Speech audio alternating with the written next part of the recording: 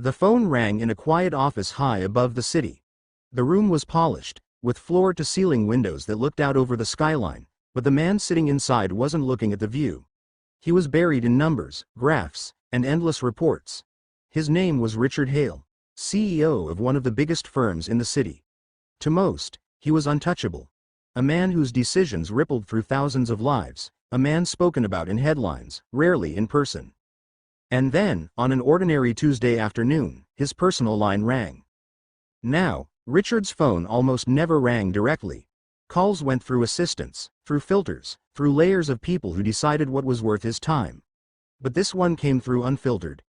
The screen flashed with just a number, no name. Something about the randomness of it made him pick up. "Hello," he said, his voice carrying that sharp, brisk tone of someone who rarely spoke without purpose. On the other end, there was silence. Then, a tiny voice. A child's voice.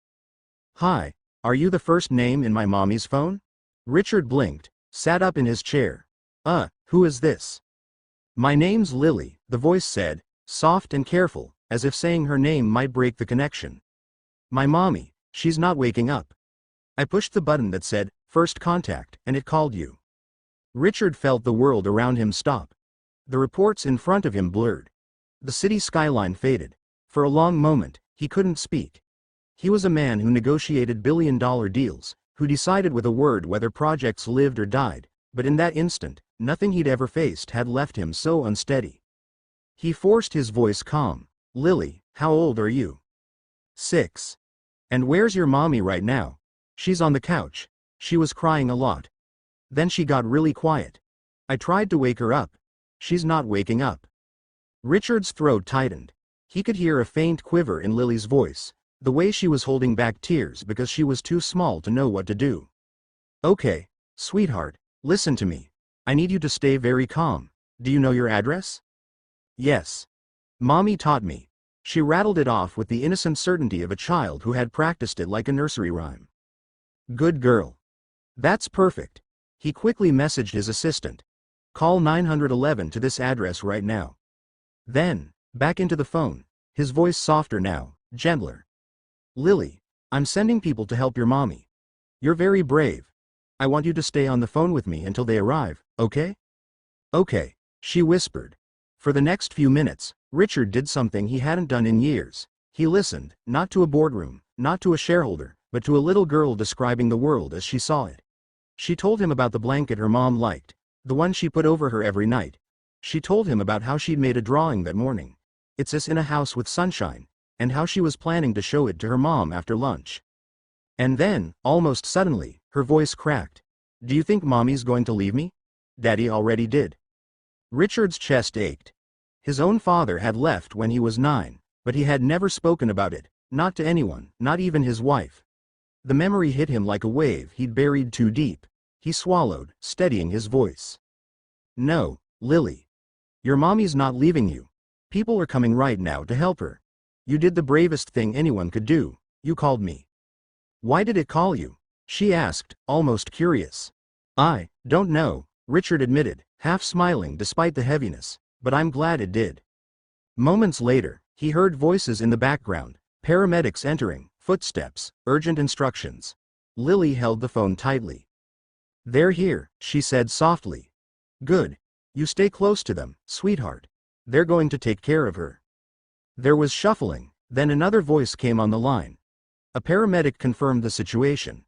The mother was alive, unconscious but stable. They were taking her to the hospital. Relief rushed through Richard's chest like air after drowning. But when he hung up, something lingered. That voice. That child's innocence. That raw plea. "Do you think mommy's going to leave me?" For the first time in years, Richard couldn't return to his spreadsheets. He couldn't bury himself in numbers. He sat in silence, staring at the phone, replaying every word. That night, he couldn't sleep, so he did something unusual for him. He went to the hospital. He found Lily in the waiting room, curled in a chair too big for her, clutching a stuffed bear. When she saw him, her eyes widened. "You came," she whispered, like it was the most magical thing in the world. Richard knelt down, eye level with her. "Of course I did." Her mother was inside, recovering. Exhaustion, stress, and malnourishment had taken their toll, nothing money or power could immediately fix. Yet sitting there, listening to the doctor explain, Richard realized something. This wasn't just about a single emergency. This was about a life on the edge, a family quietly falling apart where no one was watching. And somehow, by a twist of fate, he had been pulled into it. Lily held his hand that night. For reasons he couldn't explain, he let her. A CEO whose handshakes usually meant contracts worth millions, now grounding himself in the small, warm grip of a 6-year-old who just needed someone to stay. Days turned into weeks. Richard visited often. He told himself it was just to check in, to make sure things were fine. But deep down, he knew it was more. The little girl had cracked something open in him. A part of his humanity he had sealed behind walls of glass offices and endless wealth. He found himself driving Lily to school once when her mother was too weak. She sat in the back, swinging her legs, humming a tune. At a stoplight, she asked him, "Do you have kids?" He hesitated. "No, why not?" He opened his mouth, then closed it. For the first time in years, he didn't have an answer that sounded right. "You'd be a good daddy," she said simply, before looking out the window as if it were nothing. But for Richard, it wasn't nothing, it was everything. One afternoon, he arrived with groceries, simple things the mother could use. She looked at him with tears in her eyes. "You don't have to do this," she said. "I know," Richard replied quietly, "but I want to." And for the first time in decades, he realized he wanted nothing in return. Not profit. Not recognition. Just the quiet knowledge that he was making someone's world a little steadier. As weeks stretched on, his own staff noticed something different. Their CEO smiled more. He asked about their families, their kids. He left the office earlier sometimes, unheard of before. Meetings still happened, deals still closed, but the man running them wasn't the same. All because a little girl, in the most desperate moment of her life, had pressed first contact.